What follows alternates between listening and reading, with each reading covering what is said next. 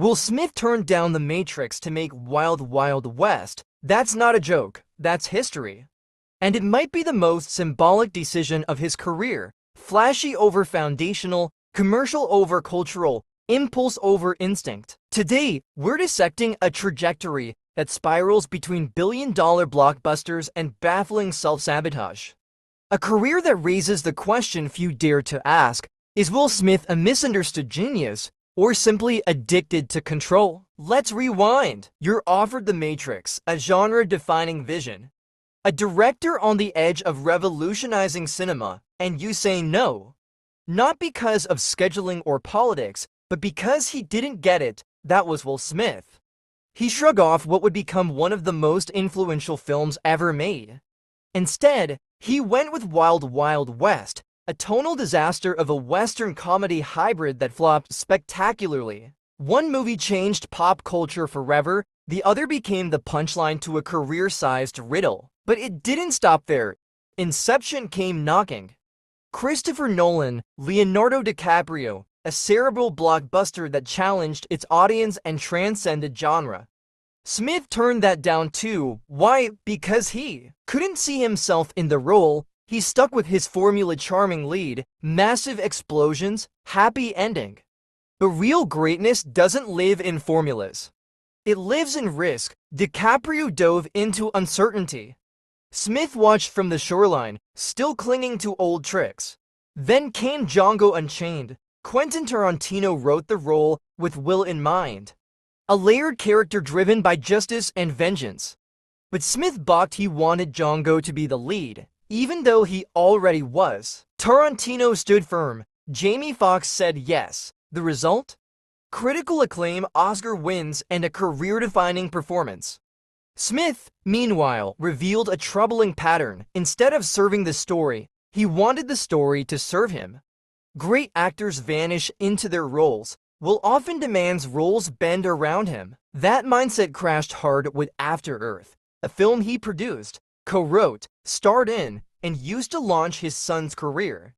The ambition was towering. The execution? A cinematic catastrophe, hollow dialogue, clunky themes.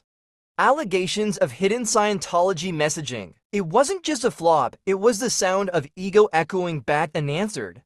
No one challenged him, no one said no, and without resistance, even talent turns to static. Then came the slap. One night at the Oscars turned years of goodwill into ashes.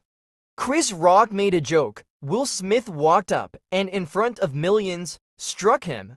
The moment froze the room, then detonated online. A man once known as Hollywood's most lovable star transformed into a pariah in seconds. And yet, minutes later, he accepted his first Oscar amid a standing ovation. It was the kind of whiplash that destroys reputations. His acceptance speech tried to reclaim the moment, emotional, tearful, rehearsed. But for many, it rang hollow. The damage was done. The timing ruined everything. What should have been a career peak instead turned into a PR minefield. Industry veterans asked why he wasn't removed. Audiences questioned everything they thought they knew about him. Apologies followed. None landed. Facing a broken brand, Will turned digital. Instagram Reels, YouTube vlogs, motivational shorts, bungee jumping from helicopters. It was reinvention on hyperspeed. And while some praised his hustle, others saw something different: desperation, dressed up in filters and drone footage. His voice was everywhere, but his influence felt hollow. Viral doesn't equal respected. Engagement doesn't equal legacy. And somewhere along the way, his work started to show it. Once the master of summer blockbusters, Smith's creative choices grew narrow. Films like Gemini Man and Emancipation lacked punch, despite huge budgets. Even King Richard, post-lap, couldn't clean the mess. The audience had shifted and Smith hadn't. The deeper issue, control. In the 2000s, Smith had near total dominance over his films. He rewrote scripts, controlled soundtracks, dictated casting, but creative overreach has a cost. His movies became safer, more sanitized, hollowed out by the need to preserve an image rather than tell a story.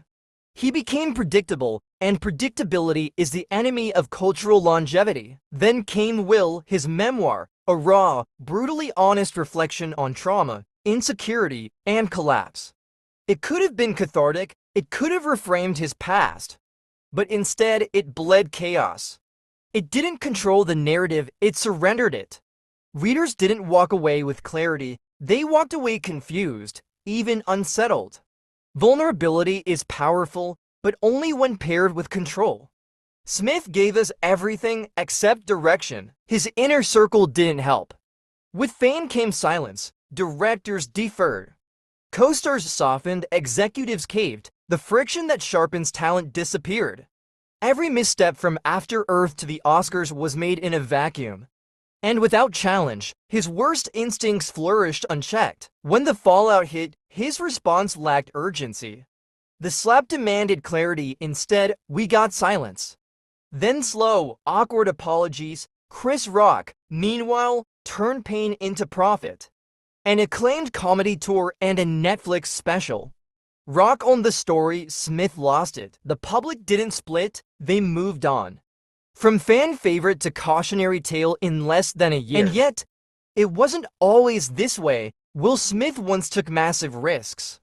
He leapt from rap to sitcom, from sitcom to action hero, from box office novelty to bankable icon. In those early days, he wasn't afraid to bet big, but success calcified into comfort.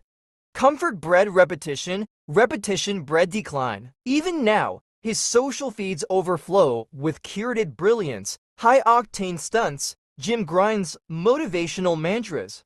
But it feels less like insight and more like output. A highlight reel of someone afraid to stop performing.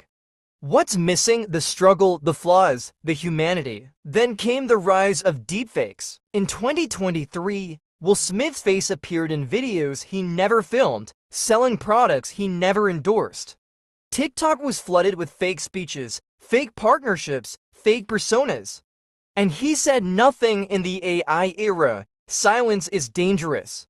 When you don't define your identity, someone else will. Smith's silence blurred truth and fiction, and he paid the price in public trust. Artistically, the decline is even sharper. Smith no longer vanishes into roles. He plays himself, different names, same energy.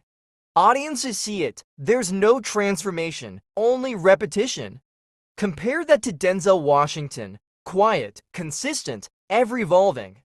Denzel built his legacy on depth. Smith built his on spectacle. One will age like wine, the other already curdling. So where does that leave him? A man with legendary highlights, but a fragile present. His story isn't finished, but it's frozen. He can still pivot, still surprise. But it will require sacrifice of ego, of comfort, of the need to control. Will Smith built one of the most iconic careers in Hollywood, then he spent a decade unraveling it. But here's the twist. Even legends can rewrite their ending. If there's one thing Hollywood teaches us, it's this: longevity doesn't belong to the loudest. It belongs to the ones who evolve.